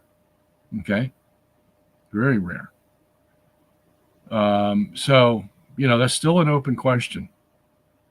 All right? But any kind of translation is going to give you insights into, because those are the people that live closest to that time. And so they're more familiar with the culture of those days. And they're familiar with idioms that the people used that we don't use today, of course, and ways of pronouncing words, of the connotation or denotation of these words. They knew a lot better, those who lived closest to the New Testament period. So it's inevitable that you're going to find some insights into that. All right. Question: if an atheist asks the question, prove God exists, scientifically, what arguments would you use? I would give the same arguments that St. Paul uses in Romans chapter 1, which is what? Well, we can tell that God exists just by looking at the creation. Why? Because we know that it couldn't come into existence by itself. We know that. It doesn't take much to come to that conclusion. So if it didn't come into existence by itself, where did it come? It had to come from somebody who had the power to make it. Okay? And he says, we know that God exists to such a degree just by looking at the creation that God demands honor and thanks from man just for that reason. Okay? So it's like, and then Paul says at the end of that, and therefore there's no excuse. No one has an excuse. No one's going to be standing before God's judgment seat and say, well, I didn't know you existed. I didn't know I had to do all this stuff. Nobody. There will be no excuses. Why? Because they know God exists. And the other reason they know God exists is not just looking at the physical world, but what's inside of them. And that's in the next chapter, Romans chapter 2, where they find that they have a guilty conscience if they do something wrong. Well, where did that come from? Okay, I must be different than a plant or an animal because they don't seem to have guilty consciences, but I do. So that makes me different. So I can tell whether I'm doing right or wrong because I have a conscience that says wrong, wrong, wrong, and it won't leave me alone until I rectify the problem. Well, that tells me I've been built differently than anything else in creation. So now I have two reasons. One, because I see the creation on the outside. The other is because I see this creation on the inside called the human soul that grabs me like nothing else ever grabs me. Wow. And guess what? There he says, and they have no excuse. Same as chapter 1. Okay? So, and look, if that's not enough for somebody, then just walk away and say, look, I've given you the two best reasons why God exists. If you don't want those reasons, then you're the problem, not the reasons. And walk away. I mean it. Don't cater to them. Because God already gave you the answer. They have no excuse. They know he exists. You're just trying to remind them of it. And if they refuse your reminder, you walk away. And that's going to be the best remedy for them. Because see, they're looking for somebody to cater to them. They're looking for somebody to say, you say, don't cry on my shoulder, buddy. Okay? I gave you what you needed. Bye-bye. Now you're stuck with it. Okay? So go think about it and leave me alone. That's the way you preach the gospel. All right. Where are we?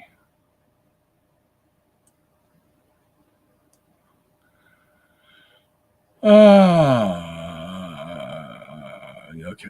Thank you for that. Would it be possible for the scientists to redo the CBM or CMB in a manner where they capture the sequence of daily, weekly, monthly, yearly images of it to see if there is anomalies, rotation?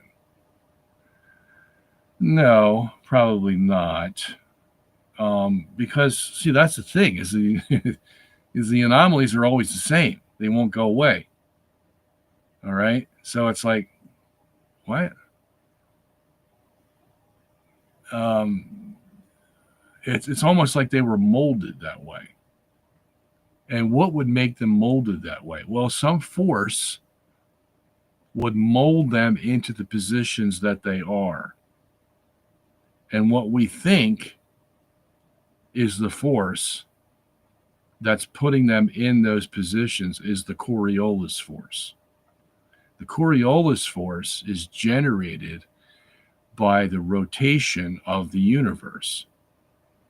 And once the universe rotates, any rotating body is going to have centrifugal, Coriolis, and possibly Euler forces coming from that are going to permeate the whole sphere of its rotation.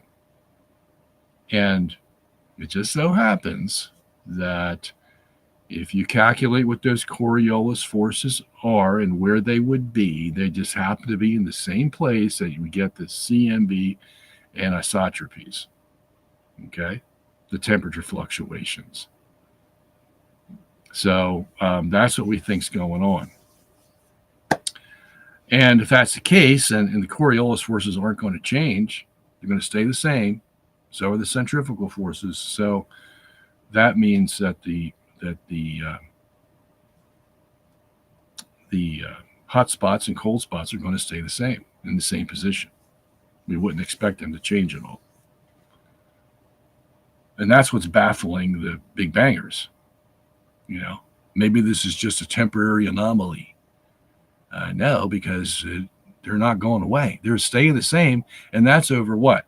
Since they did their opening test in 1978, they measured the CMB in 1978, then again with the Kobe in 1990, and then again with WMAP in 2001, and then Planck. That's over how many years? That's 22 plus, that's 20, 22 and 9, it's 31 years. It's always been the same. Okay. So what does that tell you? All right. Question. Father Ripperger said some are destined to be possessed for the duration of life. Does that mean the demon can stay with them even when they receive the Eucharist? Does this apply for everyone? You're getting a little complicated here. Okay, so I'd have to ask Father Ripperger what he really said. Not that I doubt you, okay, but it's just a little too cut and dry. Because destined is a very strong word, and I doubt that Father Ripperger would use that word, except if he used it in the context of the person is not doing anything to help themselves out of this situation. So in that sense, they're destined. That's what I could see him saying. He's not using destined in the sense that don't bother doing anything for them because they're destined to be possessed. That can't be the way he's using it. Okay. So you see two different contexts here. And so I would need to talk to Father Ripperger about which one he means. So, okay, that's how I'll answer the question. And I'm saying to you that I think he doesn't mean like the person's destined and there's nothing you can do about it. Okay. If that was the case, I don't think he'd be an exorcist. All right. Theoretically, if an object that is naturally solid, like granite, is filled with Planck particles, manipulatively, could that solid granite be moldable and maneuvered to a certain degree? Well, depending on what force you put on it, okay, you could put a lot of pressure on it, you could put temperature on it, and you put the right temperature on it, that rock's going to melt. Okay. Granite just happens to be one of those solid materials that has a high melting temperature. Okay. Just like some metals do. Some metals have a very low freezing point.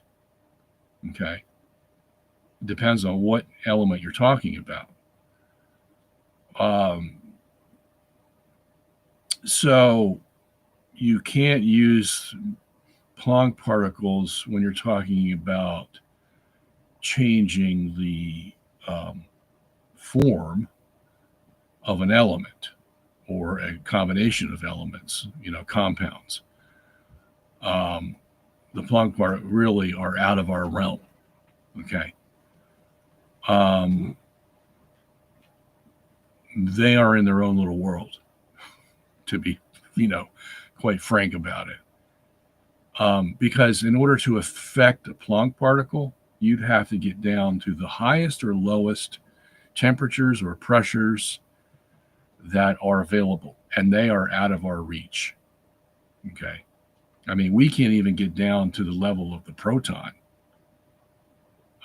As far as, when we use cyclotrons or the Hadron Collider or whatever, it's impossible to get down to that level of energy that's needed to get inside the proton, much less get inside of a Planck particle. Okay. I mean, these dimensions of a Planck particle has a heat index of 10 to the 32 degrees Kelvin. 10 to the 32 degrees Kelvin. I mean, think about that. That's hot. And that's what's holding these things together. You need that kind of temperature. And so why don't we experience that? I mean, if everything's filled with Planck particles, well, because it can't get past its event horizon. That's why. The temperature can't escape. It's held within. Okay. So that's why we call it a tiny little black hole. And the time for reaction in a Planck particle is 10 to the minus 44 seconds. I mean, this is reaction time that's just, we can't even imagine something that quick. 10 to the minus 44 seconds. It's 10 with 44 zeros after it, exponentially.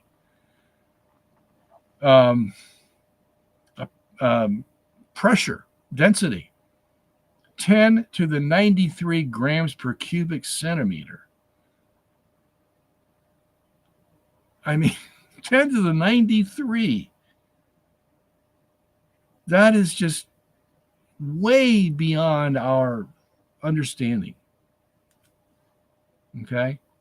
So we're talking about a whole different world here that is beneath, in a certain way, beneath the physical world that we see. Okay?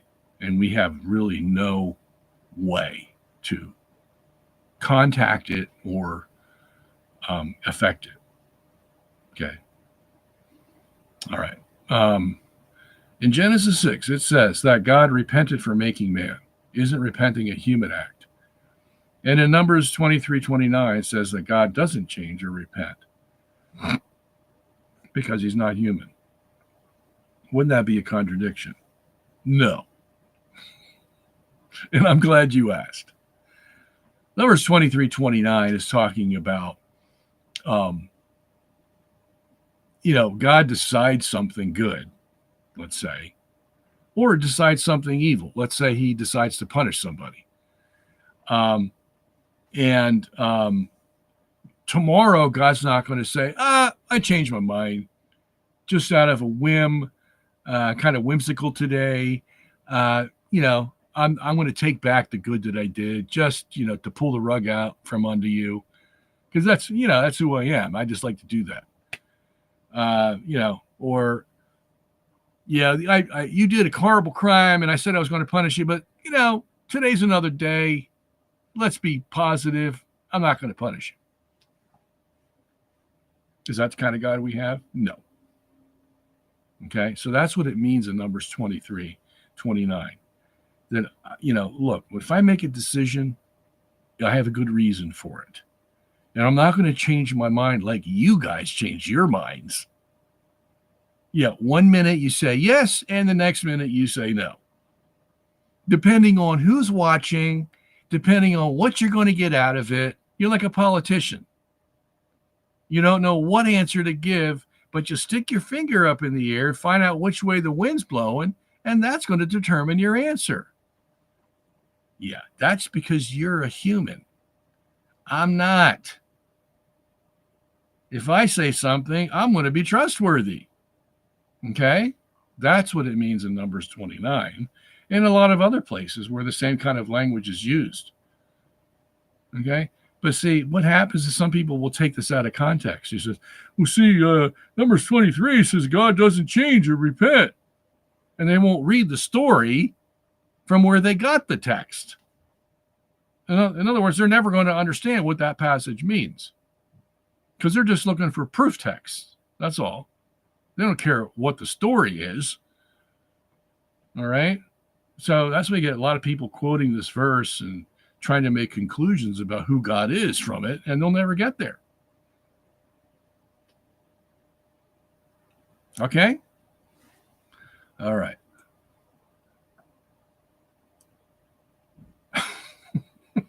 Philip says, Dr. Sungenis scared the Protestant right out of me.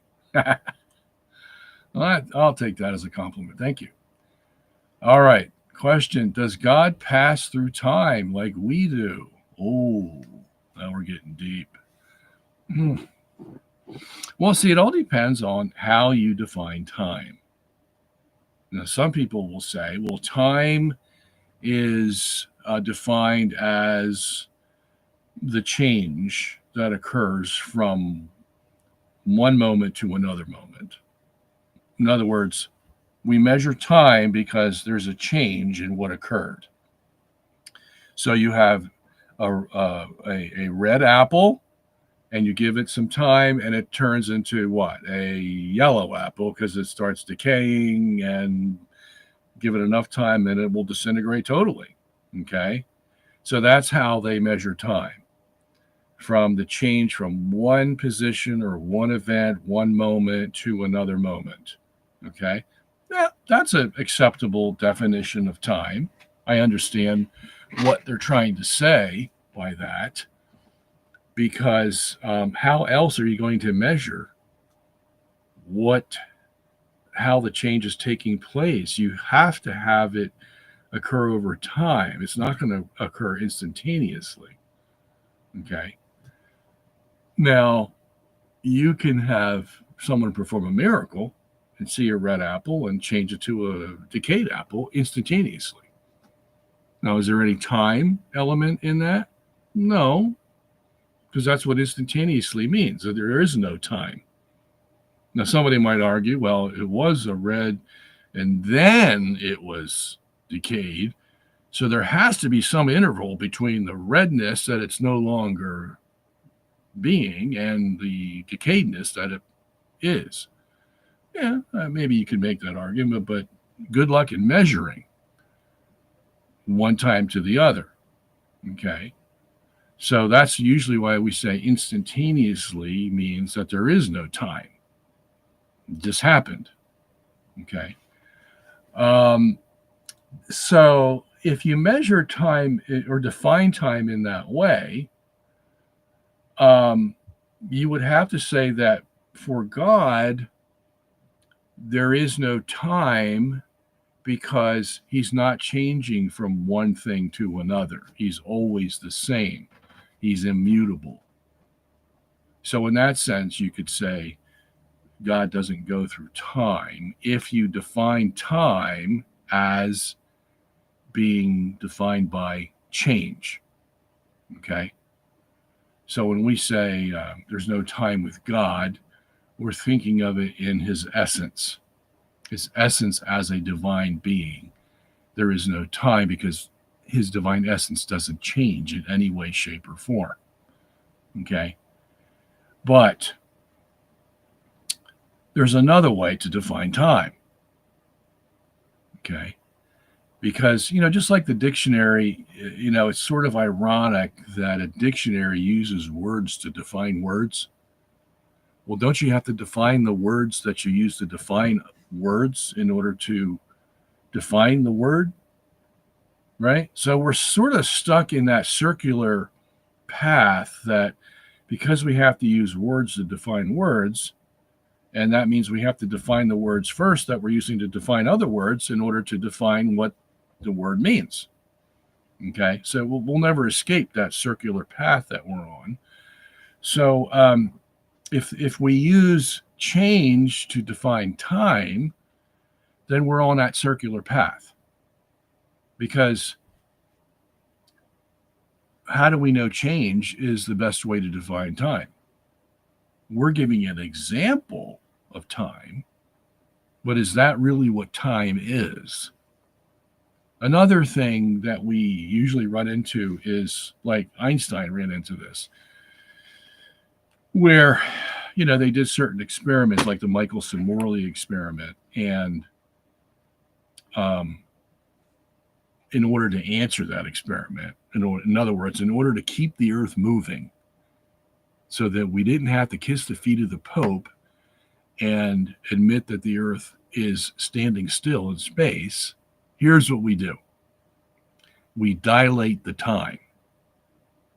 Okay. In other words, we increase the time that something exists or travels, and that will allow us to keep the earth moving. Okay. Because the experiment demands that we either keep the earth absolute or we keep light absolute. And which one do you think we're going to choose? We're going to choose light because we don't want the earth to remain still. We want it to move. Why? Because that supports Copernicus. And what does that support? It supports the Big Bang. And what does that support? That we're all here by time and chance. Okay? Yeah, it's a progression of thinking. So we can talk then about time dilation, where we increase the time that something travels, but what does that do for the average man? That implies to the average man that time is flexible. Time is not absolute. Time can be manipulated, where we could even travel back in time. As a matter of fact, I saw an article just a couple days ago where some scientist is claiming to send a particle back in time. And about Star Trek and Star Wars and all that, where they go to time warp and they dilate time or decrease time, whatever they have to do, so they can get from galaxy A to galaxy B in a split second. That's how much people start trying to apply these concepts of time being manipulated, that we can travel backward or forward or whatever. That's all bunk. Okay. Let me tell you that it's all bunk. And sometimes Einstein would deal with time by saying that a clock would move slower if it's going the speed of light. And so the observer observing it would see time slow down for that object that was going near the speed of light, things like that. Okay. And all they're really talking about is clocks that will run slower because they're affected by some force, not that time itself slows down. And that's the difference that needs to be made, is that when scientists start talking about time dilation and all this stuff, they're just talking about clocks slowing. But clocks could slow down for a number of reasons. Gravity will make a clock slow down. Yeah, you wear this watch. Where is my watch? Here's my watch. Okay. If I take this to Mount Everest, 29,000 feet above the surface of the earth, it's going to run faster than if I have it down here on ground surface. Why? Because there's less gravity at 29,000 feet. As a matter of fact, if I go, 10 times that, I might escape the gravity of the earth. And gravity has a pull on the mechanisms in this watch. It's going to allow them only to run at a certain rate. But if I take that gravity away by going higher, then this watch is going to run faster. Okay? That's a fact. But it's not time that's flexible. It's the watch and its mechanisms that are flexible based on the forces that are acted upon them. Okay. So we have to be careful with how we understand time. Time is absolute. And we have clocks that help us determine where we are in time. As a matter of fact, there is a precession that even the heliocentrists believe in of 26,000 years for the axis of the Earth to point to a certain star. Right now, it points to Polaris. 13,000 years from now, it's going to point to Vega. If we are here that long, of course.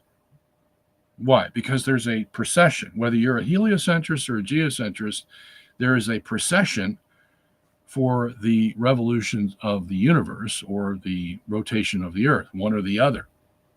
Okay. It's a little complicated to explain, but it's a fact of the laws of motion. Okay. And so we know, or we can know, exactly what period of time we are in from 26,000 years ago, because the axis of the Earth is only going to point to one place at one instant, and then it's going to keep changing over 26,000 years. So we could have a calendar that says June the 12th, 2024 at 13,800 precession of the Earth and be accurate as to where we are in time. Okay. We could do that. We don't have to do that, so nobody does it, of course. But we could do that. That's the way God has built the universe, that we can tell where we are on the clock of time because of how he's created it and made it move one part against the other. So again, what's the point? The point is that time is time. Measuring time is a whole other story. Okay. And so for God, what would be the purpose of measuring time if he never changes? See, that's the practical issue. So that's why we say there's no time with God. It's easy to say that because there's no change. Now, some theologians have said that all changed with the incarnation. And I know what they mean, because now you have the hypostatic union of a timeless being with a time being. What's that going to do? Okay. And would you go to the point where you said, God is eternal and has always existed? Yes, that would have to be the case. But he decided, and that would have to be the case, he decided at whatever point in that eternity you want to point to, if we even can do that, that he was going to create another being. Because the Son already lived with him, the Holy Spirit already was there, no angels, no man, but you could ask sort of, I don't know, how would you say the question is? Childlike? I don't know if that's the right word. When did God decide to create man? Well, there's no when with God, because he always was. Well, come on. There has to be a point, where the decision has to be made to make this creature. And how do we know that? Well, because the church has said on that issue that God had the freedom of will to decide not to make man, and that God was not predetermined to make man, which is another issue that comes into play. Is God a predetermined being? Since there is no change, is he a predetermined being who has no freedom?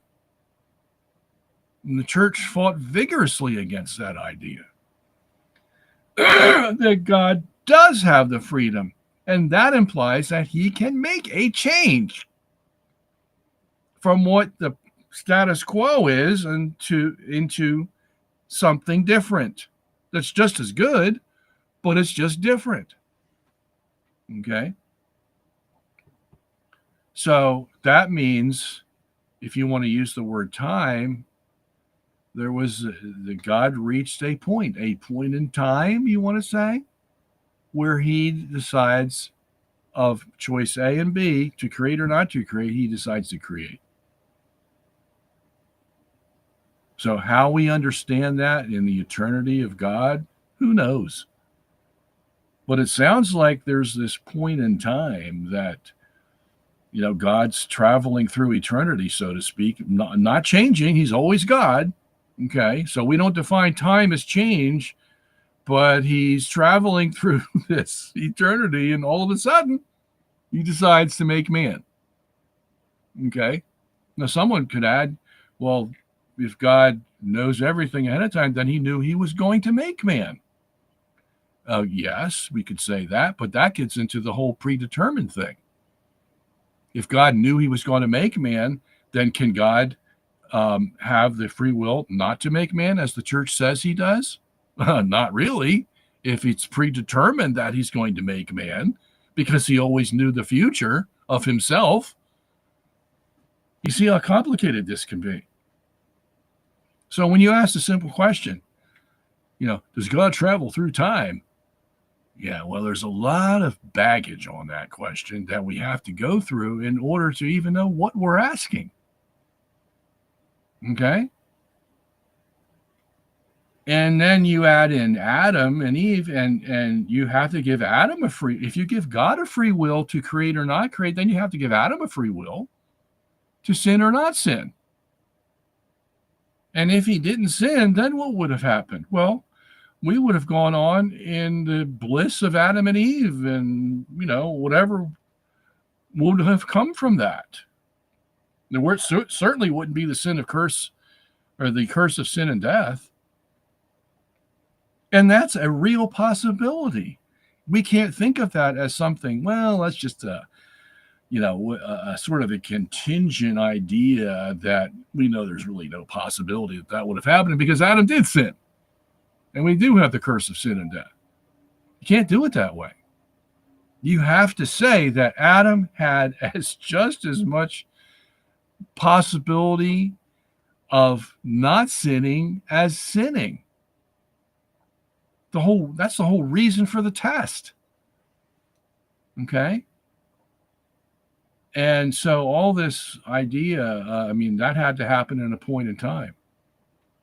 Obviously, because Adam didn't exist in eternity. Okay, so you see how complex this whole question can become. You just simply can't boil it down to, does God travel through time? Much more complex than that. You get into the whole nature of God, who he is, and that's you're getting into infinite depths there.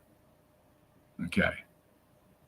I had a debate the other night where someone asked me about Exodus 32 as one of the passages he was using. That's the passage, if you know, I'm going overtime here, so sorry. Just give me 5 more minutes. That's the passage where God sees the Jews worshiping the golden calf. He tells Moses, step aside, I'm going to destroy these people. Moses pleads with him with some logical arguments, and God says, okay, I changed my mind. I won't destroy them, just for you. Because he loved Moses. Moses appeased God because Moses was a humble gentleman of a man, just lovable. He wasn't so lovable before when God had to change him, and he did change him. And he became a lovable creature. And that's why God changed his mind. Now, that's what the text tells us.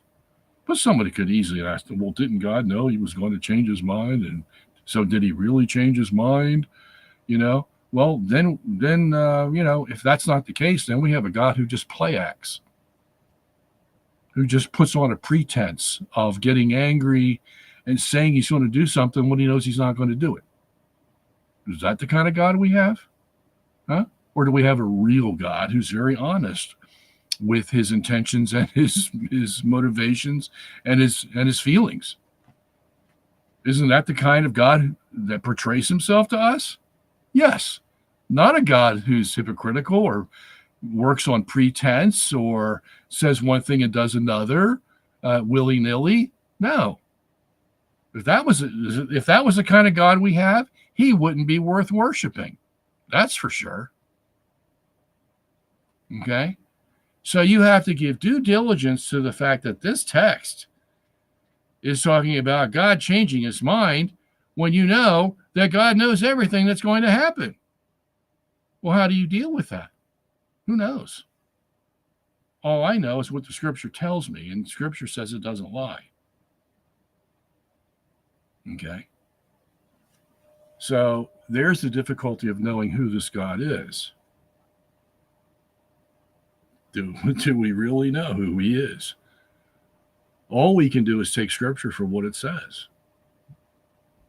Okay? And someday God's going to explain it to us. We'll have the privilege of finding out, those of us who have been obedient to him, of finding out what the real story is and how you would understand it all. Just like he'll tell us about the Trinity and the incarnation and all kinds of things he'll tell us about. But we don't have that yet. All we have is the raw data. And we do the best we can with it. Okay? All right. So we're a little over time. We'll see you next Wednesday, God willing, on October the 30th. Thank God for all the good weather he has given us. I know throughout the country people are enjoying the weather, and I certainly am. And thank you, Lord, for that great weather. And we'll be here again next week. So if you haven't had your question answered tonight, bring it next week, and we'll see what we can do. And let me see what else. We got things cooking at the website. We have our Substack, the new thing we have for material for you to see. We put stuff on there all the time. I have other people doing that for me, so it's as if it's coming from me. Okay, so go join our Substack and see what's going on our website. And I'll still be working for you here day after day. And any questions you have, send it by email. I'll be happy to answer them. And take care till then. God be with you all.